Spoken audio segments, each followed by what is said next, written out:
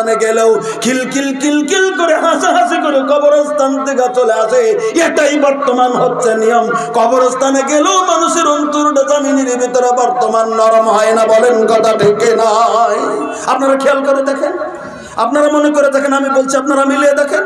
যারা মুরব্বী আছেন তারা দেখেন, আজ থেকে 30 বছর আগে যদি কেউ কবরস্থানে গেছেন, একটা মানুষ মাইয়াত মারা গেল, রাস্তায় দেখেতে হায় আল্লাহ, হায় আল্লাহ, আল্লাহ তুমি নাজাত দাও, মনে করতে যে কবরে যাচ্ছি। বর্তমান কবর লাশ নিয়ে যায়, ঠিক আছে, মনে করেন মানুষ বিয়ে যাচ্ছে, এরকম করে মানুষ যাচ্ছে, কোনো হিসাব নেই বর্তমান আমি কবরে যাচ্ছি, আমাকে কবরে যেতে হবে নাই। মানুষটা ছাপাতে হচ্ছে, তাই যাচ্ছি আমরা, ঠিক আছে, আসছি ঘুরে। কবরস্থানে যাও ধাক্কাধাক্কি করছে, কবরস্থানে যাও হাসাহাসি করছে, কিন্তু একটা কথা মনে রাখবেন, হাসাহাসি কম করবেন পৃথিবীর জামিনে। আল্লাহ রাব্বুল আলামিন পবিত্র কোরআনে বলেছেন, ফালিয়াযাহাকু কালিলাও ওয়ালিয়াবকু কাসীরা। আল্লাহ রাব্বুল আলামিন বলে দিলেন, পৃথিবীর মানুষে পৃথিবীর জমিনের ভিতরে কম কম করে হাসো, বেশি বেশি করে কান্না করো। হযরত ওসমান গনি কান্না করেছেন, হযরত আবু বকর কান্না করেছেন, হযরত ওমর ফারুক কান্না করেছেন, হযরত আলী রাদিয়াল্লাহু তাআলা কান্না করেছেন, হযরত আয়েশা সিদ্দিকা কান্না করেছেন। তার প্রমাণ হাদিসের ভিতরে আছে, একটা দরজায় যদি একটু নরম দিকে আছে, তবে হাদিসটা এর নসিহতের জন্য উপযুক্ত একটা হাদিস রয়েছে। হযরত আয়েশা সিদ্দিকা রাদিয়াল্লাহু তাআলা আনহা নিজের স্টেটমেন্ট নিজেই তুলে ধরেছেন, আমরা কোন দিকে হয়ে আছি। আর নবীর যুগের সাহাবীরা জান্নাতে পাওয়া সার্টিফিকেট পাওয়া সাহাবীরা পৃথিবীর জমিনের ভিতরে তারা কোন দিকে হয়েছিলেন ভাই? হযরত আয়েশা সিদ্দিকা রাদিয়াল্লাহু তাআলা নিজেই বর্ণনা করেন, ওয়া আয়েশা রাদিয়াল্লাহু তাআলা قالت انها ذكرت النار فبكت। হযরত আয়েশা সিদ্দিকা রাদিয়াল্লাহু তাআলা একদিন জাহান্নামের কথা মনে করে নিজের রুমের ভিতরে হিক হিক করে কান্না শুরু করে দিয়েছেন। আপনারা জানেন আল্লাহ রাব্বুল আলামিনের নবীর যে মসজিদে নববী ছিলেন, সাইদের দরজাতে ঢুকতেন আয়েশার রুমে। আল্লাহ নবী সাল্লাল্লাহু আলাইহি ওয়াসাল্লাম একদম মসজিদের নিকটবর্তী রুমটাই ছিল হযরত আয়েশার কামরা, আয়েশার রুম। আল্লাহ নবী সেখানে ঢুকতেন, হয়তো নবী নাই বাইরে আছেন, আয়েশা রুমের ভিতরে একাই কান্না শুরু করেছেন, কি করে কাঁদছেন, খুব কাঁদতেছেন, খুব কাঁদতেছেন হযরত আয়েশা। ইন্দামিন সময় আল্লাহ রাব্বুল আলামিনের নবী রুমের ভিতরে প্রবেশ করেছেন। আয়েশা কাঁদছে, নবী ঢুকছেন, নবী ঢুকে দেখছে হযরত আয়েশা কাঁদছেন, কাঁদতেছে, খুব কাঁদতেছে, হিক হিক শব্দ ঠিক আছে। হযরত আয়েশা কাঁদতেছেন। আপনারা এখন জালসাতে এসেছেন, আপনারা বাড়ি ছেড়ে এসছেন, অনেক দূর দূর থেকে এসছেন, বাড়িতে বিবি রেখে এসছেন, মা রেখে এসছেন। এখন বাড়িতে যাওয়ার পরে যদি দেখেন আপনার বিবি কাঁদছে, খুব কান্না করছে, রাত্রে 12টায় দেখলেন, জিজ্ঞেস করবেন না, তোমাকে ভালো রেখে গেলাম, তুমি কাঁদছো কেন? এই কথাটা জিজ্ঞেস করবেন না? করবেন না? সওয়াল করবেন কি করবেন না? আমরা সবাই সওয়াল করবো বিবিকে, যে তুমি কেন কাঁদছো, তুমি কেন কাঁদছো, কেন তুমি কাঁদছো, কি হয়েছে থেকে তোমার, তুমি এরকম করে কাঁদছো, তোমাকে আমি ভালো রেখে গেছি, তুমি কেন কাঁদছো রে, কি হয়েছে কি তোমার, এরকম আমরা বলবো। আল্লাহর নবী যখন দেখলেন আয়েশা কাঁদছেন, নবী যখন প্রশ্ন করলেন আয়েশাকে, মাজা ইউবকিকে ইয়া আয়েশা, আয়েশা এই বিবি, কি হয়েছে তোমার, কেন তুমি কান্না করছো, কি হয়েছে এটা, তোমার কোনো অসুবিধা হয়েছে, তোমাকে কেউ গাল পেরেছে, তুমি কোনো দুঃখ পেয়েছো, তোমার কোনো অসুবিধা হচ্ছে, তুমি কাঁদছো কেন, কি হয়েছে নাকি তোমার? হযরত আয়েশাকে জিজ্ঞাসা করলেন আল্লাহ রাব্বুল আলামিন তোমাকে কেউ গাল টাল পেরেছে নাকি? নবী ভেবেছেন কি কেউ গাল পেরেছে, কেউ দুঃখ দিয়েছে, সতীন আছে, আরো কোনো কিছু হয়েছে নাকি? হযরত আয়েশা বললেন, নবী গো,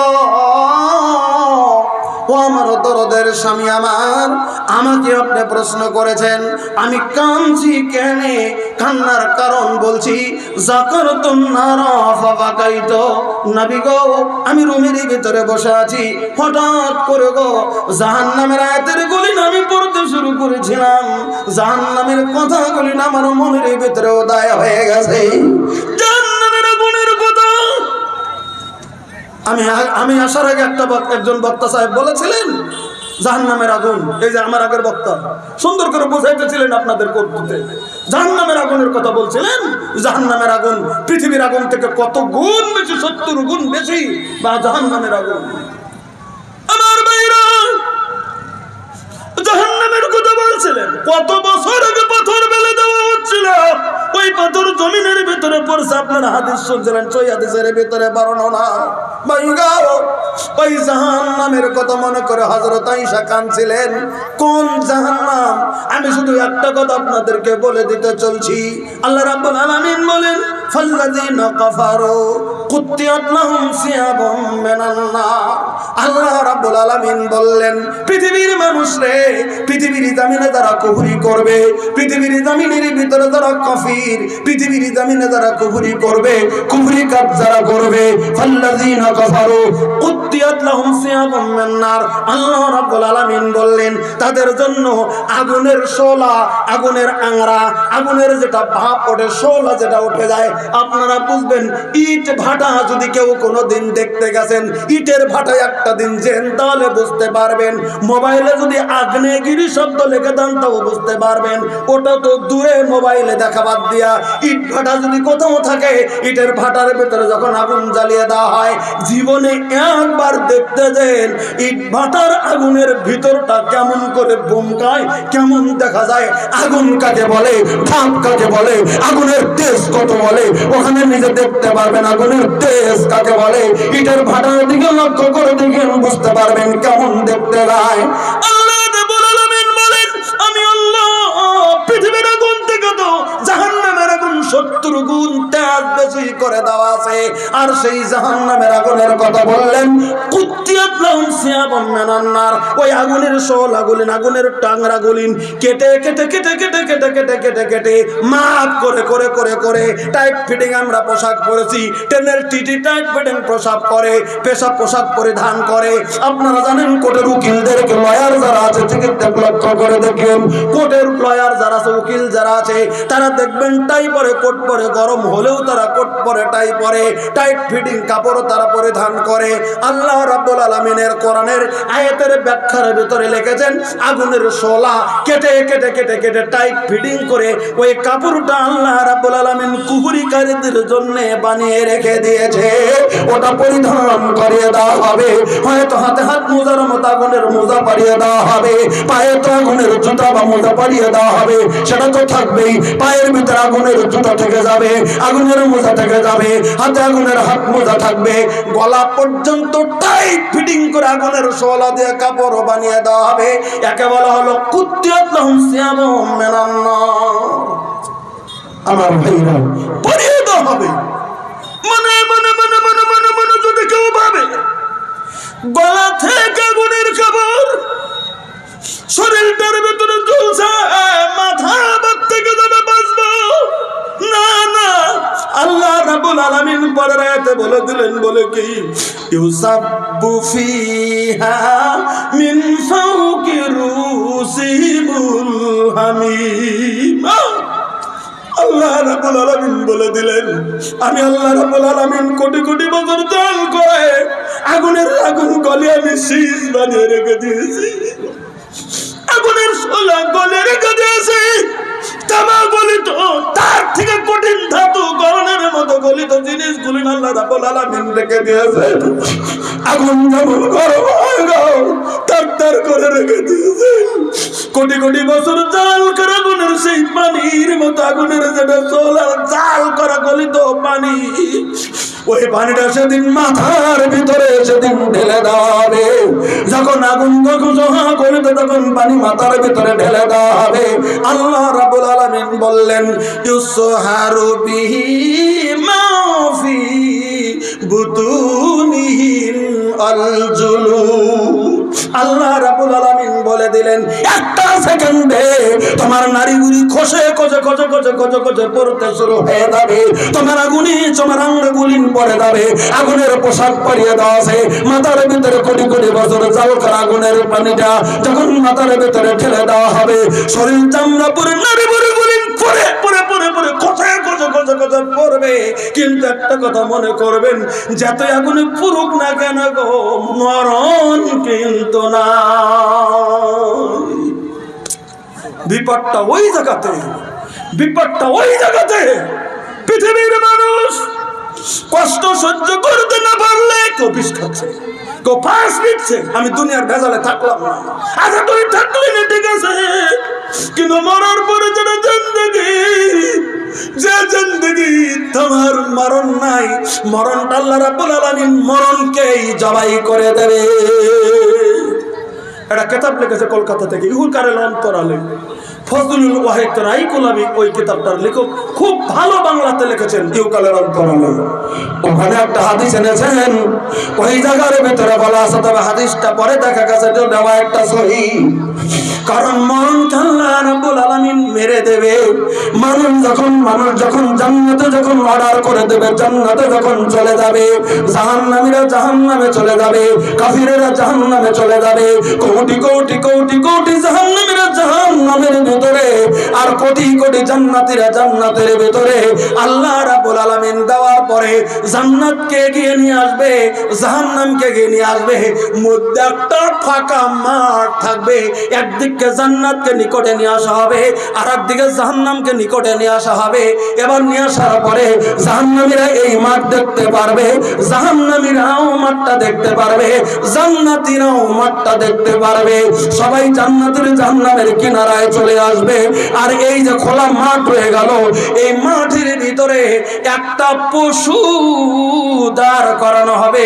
পশুটা দেখা যাবে ভেড়ার মতো আকৃতির। ভালো করে বুঝে নেন, আমরা যে ভেড়া দেখি, দুম্বা দেখি, এই আকৃতি থাকবে পশুটার ভেড়ার মতো। এই ভেড়ার মতো পশুরা এই মাঠের ভিতরে এনে হাজির করা হবে। মাঠের ভিতরে হাজির করার পরে আল্লাহ রাব্বুল আলামিন আওয়াজ দিয়ে বলে দেবে, এই জান্নাতীরা, এই যে ভেড়ার মতো পশু, বল বল বল, এই পশুটাকে তোরা চিনিস কি জানাস না? জান্নাতীরা জবাব দিয়ে দেবে, আল্লাহ গো চিনি। বলে এই পশুটা কি? বলে এই পশুটা অন্য কিছু নয়, এই পশুটা হচ্ছে আমরা যে পৃথিবীতে মরণ হয়েছিলাম, মরছিলাম আমরা পৃথিবীর জমিনে। এই মরণটা, মানুষ যে মরে যায়, মরণটাকে আল্লাহ তুমি একটা পশুর আকৃতি করে আমাদের চোখের সম্মুখে তুমি হাজির করেছ। সবাই সেদিন চিনবে যে এটা মরণ। জাহান্নামীদেরকে জিজ্ঞাসা করবেন, আল্লাহ জাহান্নামীরা এই পশুটাকে কি চিনো? বলে চিনি। বলে এটা কি? বলে এটা ছিল আমাদের দুনিয়ার মরণ। আল্লাহ মরণ কেমন করে আপনি হাজির করেছেন? বলে হ্যাঁ ঠিক আছে। দুই দল যখন সাক্ষ্য দিয়ে দিল, সবাই যখন চেনে এটা মরণ, তখন আল্লাহ রাব্বুল আলামিন একটা ফেরেশতাকে হুকুম করে দেবে, ফেরেশতা এবার জাহান্নামীদের চোখের সম্মুখে, জান্নাতীদের চোখের সম্মুখে এবার মরণটাকে জবাই করে দাও। এবার জান্নাতীদের চোখের সম্মুখে, জাহান্নামীদের চোখের সম্মুখে মরণটাকে জবাই করে দেওয়া হবে। মরণটা যখন মেরে ফেলা হলো, এবার আল্লাহ তাআলা বলে দেবেন, ওরে জান্নাতীরা যা, তোদেরকে জান্নাতে দিয়েছি, খালিদিনা ফিহা আবাদা, চিরস্থায়ীর জন্য তোদেরকে জান্নাতে দিলাম। ওরে জাহান্নামীরা তোরা শুনে নি, তোরা জাহান্নামীরা খালিদিনা ফিহা আবাদা, চিরস্থায়ীর জন্য তোদেরকে তো দিয়ে দিয়েছি, যা যা তোরা জাহান্নামে থাকবি, তোদের কোনোদিন মরণ হবে না। ওরে জান্নাতীরা তোদের মরণ হবে না, রে জাহান্নামীরা তোদের মরণ হবে না, কারণ মরণটাকেই মেরে ফেলেছি। মরণ নাই রে, মরণ নাই। একটা কথা খুব ভালো করে শুনে নেন, একটা মানুষ যদি পৃথিবীর জমিনে মরতে যদি শুরু করে দেয়, কত কঠিন অবস্থা। এমন একটা দিন আসে ভাই আমার, একটা রোগী যদি পৃথিবীর জমিনে প্রথম অসুখ হলো, ছেলে মেয়ে দূর করে ডাক্তারের কাছে নিয়ে যায়, দ্বিতীয়বার অসুখ হলো, তারপরে ডাক্তারের কাছে নিয়ে যায়, তৃতীয়বার অসুখ হলো, তারপরেও ডাক্তারের কাছে নিয়ে যায়, 10 বার অসুখ হলো, তারপরেও নিয়ে যায়, তারপরে যখন চিরস্থায়ী যখন রোগী হয়ে যায়, বিছানা থেকে উঠতে পারে না, নড়াচড়া করতে পারে না, ওষুধে কাজ করে না, গোল গোল করে এটা করে ওটা করে, শুধু এমন করে চলে বিছনাগত, যেমন মরেও না বাঁচেও না, তখন কিন্তু সবাই মনে মনে মনে মনে মনে মনে ভাবে এরকম কষ্টে থেকে মরে যাওয়াই ভালো। লোকটার কষ্ট হচ্ছে, তার থেকে মরে যাওয়াই ভালো। ছেলে মেয়ে চায় আমার বাবা মরে গেলেই ভালো, কারণ কষ্ট হচ্ছে। মেয়েরা চায় বাবা মরে যাওয়া ভালো, কষ্ট হচ্ছে, কারণ খুব কষ্ট হচ্ছে। মরে না, জ্ঞান নাই, কথা বলতে পারে না। মানুষ একটা কথা বলে জানকান্দানি শুরু হয়ে গেছে, মানুষটা ঢেকের উপর আছে কিন্তু মরে না। ওটাই পৃথিবীর জমিনে খুব কঠিন অবস্থা। যে কথাটা আল্লাহ রাব্বুল আলামিন এই পবিত্র কোরআনে বলে দিয়েছেন, ফালাউলা ইযা বালাগাতিল হুলকুম ওয়া আনতুম হিনাইযিন তানজুরুন ওয়া নাহনু আকরাবু মিনকুম ওয়ালাকিন লা তুবসিরুন। আল্লাহ রাব্বুল আলামিন কোরআনে কারীমের ভিতরে বলে দিলেন, আলাউলা ইযা বালাগাতুল হুলকুম, যখন তোমাদের কোন মুরব্বির, তোমার কোন বাবার, তোমার কোন চাচার, তোমার কোন ভাইয়ের, তোমার কোন মুরব্বির, তোমার মার যখন তার কণ্ঠস্বরের কাছে, যখন তার নলির কাছে তার জানটা যখন পৌঁছে যায়, কুনতুম হিনা ইযিন তানজুরুন, তোমরা সবাই চতুর্দিকে তখন তার চতুর্দিকে তখন ঘেরাও হয়ে যাও। বাবা মরতে শুরু করেছে, বাবার জান কান্দানি উঠছে, বাবার জান বের হবে, তখন আমরা চতুর্দিকে ঘেরাও হয়ে যাই। কেউ হয়তো কালেমা পড়ি, কেউ হয়তো আমরা তার কাছে বসি, কেউ হয়তো কোরআন পড়ি, কেউ দোয়া দরুদ পড়ি, কেউ কালেমা ফুকাই। কিন্তু এই অবস্থা যদি 1 দিন 2 দিন 3 দিন 5 দিন 10 দিন 20 দিন এরকম চলে যায়, মানুষ তার প্রতি তখন হয়ে যায়, মানুষের মহব্বত কমে যায়, তখন আর বেশি দেখতে যায় না, 2-4 দিন দেখতে যায়, তারপরে যায়, তারপরে দেখবেন একাই ঘরে আছে, যারা দায়িত্বের 2-4 জন তারাই দেখছে, আর ঘন ঘন কেউ যায় না। বলেন কথা ঠিক কি না? এটার নাম দুনিয়া। আল্লাহ তাআলা বলে দিলেন, যখন কণ্ঠস্বরের কাছে তখন তোমার জান পৌঁছে যায়, তোমরা তখন চতুর্দিকে তখন ঘেরাও করে তখন থেকে যাও। কোন অবস্থা হয়ে যায় গো, মেয়েরা এসেছে, দেখছে বাবার মরণের সময় হয়ে গেছে, বাবা খুব কষ্ট করছে, কেউ পানি নিয়ে মুখের কাছে নিয়ে ধরছে, কেউ কালেমা ফুকাচ্ছে। অবস্থাটা যেমন হয়ে যায় পৃথিবীর জমিনের ভিতরে, ওই কথাটাতে আল্লাহ রাব্বুল আলামিন বলে দিলেন, ওই কথার কথা আমি বলতেছিলাম ভাই গো, তাহলে কত কঠিন অবস্থা পৃথিবীর জমিনের ভিতরে মরণ। এই মরণটা পৃথিবীর জমিনে মানুষের 2 দিকে মানুষের মরণ হয়। ইমানদারের মরণ আলাদা, আর বেঈমানের মরণ আলাদা। কথাটা খেয়াল রাখবেন। ইমানদারের মরণ আলাদা, বেঈমানের মরণ আলাদা। ইমানদার যদি হতে পারেন পৃথিবীতে, ঠাস করে ক্লিয়ার করে বলে দিলাম যে কথাটা আল্লাহ রাব্বুল আলামিন পবিত্র কোরআনে বলেছেন, ঈমান নিয়ে যদি মরণের সময় পৌঁছতে পারেন, ঈমান যদি পাকা হয়ে থাকে, ঈমান যদি ক্লিয়ার থাকে, ঈমানের যদি জোর থেকে যায়, ঈমানের যদি তাজাল্লি থেকে যায়, ঈমানের যদি তাজাল্লি নিয়ে পৃথিবীতে বেঁচে থাকতে পারি আমরা, তাহলে পৃথিবীতে কিছু ভয় নাই। কারণ মালাকুত মউত যদি আসে, আসার পরে সুন্দর করে বলবেন, ইয়া আইয়াতুহান নাফসুল মুতমাইন্না ইরজিই ইলা রাব্বিকি রাদিয়াতান মারদিয়া। ইমানদার যদি হয়ে যেতে পারেন, মালাকুল মাউত এসে বলবেন, ওরে নফসে মুতমাইন্না, আমি মালাকুল মাউত তোমাকে ডাক দিলাম, তুমি বেরিয়ে আসো, বেরিয়ে আসো, ওই প্রভুর দিকে তুমি চলো, যে প্রভু তোমার উপরে 100% রাজি রয়েছে। নারে তাকবীর। আব্দুর রাজ্জাক বিন ইউসুফ কিতাব লিখেছেন, মরণ একদিন আসবেই, তার ভিতরে ব্যাখ্যা লিখেছেন, একটা ইমানদারের রূহ অমন করে ডাকের সঙ্গে সঙ্গে বেরিয়ে যায় গো, যেমন একটা ভরা কলসি। কলসি চেনেন? কলসি, পানির কলসি, ঠিলা চেনেন? এই আগের যুগে কলসি ছিল, এখন তো বোতল টতল আছে। ওই কলসির ভিতরে যদি পানিটা যদি মেয়েরা যদি ভর্তি করে রেখে দেয়, কলসির ভিতরে পানি যদি ভর্তি করে রেখে দেওয়া হয়, একটু কাত করলেই পানি গল গল করে পড়বে, সুন্দর করে পড়ে। বলেন কথা ঠিক কিনা? আল্লাহ রাব্বুল আলামিনের নবীর হাদিসের ব্যাখ্যা করেছেন, ইমানদারের রূহটা ভরা কলসির থেকে পানি গেলে যেমন করে সহজ করে বেরিয়ে যায়, ইমানদারের রূহটা তেমন ভরা কলসির পানির মতো সহজভাবে বেরিয়ে মালাকুল মাউতের হাতের ভিতরে চলে যায়। আর যদি বেঈমান হয়, কষ্ট। আমি সে কথা বলতে চাইছি, আমি শুধু আপনাদের কাছে বলে দিতে চাবো না, আমরা মরণের কথা খেয়াল প্রত্যেকটা মুহূর্তে করব, আমরা যাতে মরণকে পৃথিবীর জমিনে ভুলে না যাই। এটা মহা অন্যায় হবে যে আমরা মরণকে ভুলে গেছি, যা ইচ্ছা তাই আমরা করব। অবশ্য পৃথিবীর জমিনে বর্তমান বিভিন্ন আমরা পরিস্থিতির উপর থেকে আজকে আমরা মরণের কথা খেয়াল করছি না। আমি আপনাদের কাছে খালি একটা কথা বলে আমি খুব শেষের দিকে চলে আসছি, খুব তাড়াতাড়ি 20 মিনিটে। এইটুকু সময় আপনাদের কাছে আমি একটা আহ্বান রাখবো, আজকের জলসা আপনারা কবরস্থান হিসেবে দিয়েছেন। আল্লাহ রাব্বুল আলামিনের নবী সাল্লাল্লাহু আলাইহি ওয়াসাল্লাম মদিনাতুল মুসলমানও পড়ার মসজিদের কাছে একজন জওয়ান সাহাবী চলে এসেছেন, এসে বলতেছেন, ইয়া রাসূলুল্লাহ ইন্না উম্মি ইবতুলিতাত নাফসুহা, আমার মা হঠাৎ করে ইন্তেকাল করে কবরে চলে গেছেন। আমি জানি ওয়া আযুন্নুহা লাউ তাকাল্লামাত লা তাসাদ্দাকাত, তবে আমি জানি আমার মা যদি পৃথিবীতে কথা বলতে পারতেন, হঠাৎ করে যদি মা মারা না যেতেন, আমার মা যদি কথা বলতে পারতেন, অজস্র দান করতেন পৃথিবীর জমিনে। এই অভ্যাস মার ছিল বা থাকতো। তবে ইয়া রাসূলুল্লাহ একটা মাসআলা জানার জন্য আপনার কাছে এসেছি। আমার মাকে তো কবরে শুয়ে দিয়েছি, মা তো হঠাৎ করে মারা গেল, একটা মাসলা বলবেন বলে কি ফাহাল্লাহ আজরুন ইন আবা তুসাদ্দাকতু আনহা, হাদিস বুখারীতে কিতাবুল জানাইজ হাদিসটা আনা হয়েছে।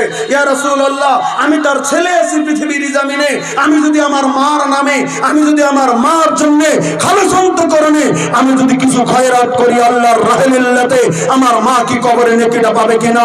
সহিহ বুখারীর ইবারত অনুযায়ী হাদিস আছে। আল্লাহ নবী সাল্লাল্লাহু আলাইহি ওয়াসাল্লাম বললেন ফাকালা নাম, আল্লাহ নবী সাল্লাম বলে দিলেন, হ্যাঁ তুমি যদি তোমার মার নামে কিছু দাও তোমার মা কবরে নেকি পেয়ে যাবে। নারায়ে তাকবীর। আমার ভাইরা কাজে গতিকে ইনশাআল্লাহ এই 15-20 মিনিটের ভিতরে আমি আপনাদের কাছে একটু আগ্রহ করে বলবো, কোন ভাই যদি আছেন আপনারা কবরস্থানের উন্নয়নে জালসা দিয়েছেন, আমি একজন মুসাফির, 10-15 মিনিটে আমি বেরিয়ে যাব আপনাদের কাছ থেকে।